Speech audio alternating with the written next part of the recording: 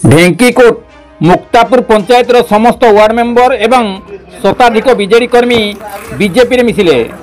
घसीपुरा निर्वाचन मंडली घटगाँ ब्लॉक रे बीजेडी हेला छारखार। 27टी पंचायतर बीजेडी कर्मी माने बीजेपी रे मिसिबा आरंभ होईछि। पर्यायक्रमे गुटिए परे गुटिए पंचायतर सरपंच समिति सभ्य वार्ड मेंबर एवं बीजेडी कर्मी माने सांसद अनंत चरण नायक उपस्थित बीजेपी रे सामिल होउछंती।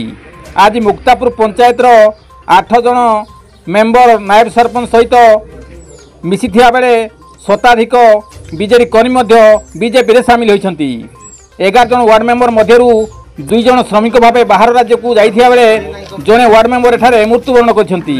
एथि सहित पंचायतर 100 जन सक्रिय बीजेडी कर्मी बीजेपी रे सामिल होइछंती। मिश्रण पर्व रे घटगाँ ब्लॉक सांसद प्रतिनिधि अक्षय कुमार पात्र, वरिष्ठ बीजेपी नेता तथा मुक्तापुर प्रभारी रामचंद्र साहू, रंजित नायक, दामू पलेई, रंजन घणा समेत अन्य वरिष्ठ बीजेपी कर्मकर्ता उपस्थित थिले। कविंद्र राउत को रिपोर्ट, केडी न्यूज ओडिया।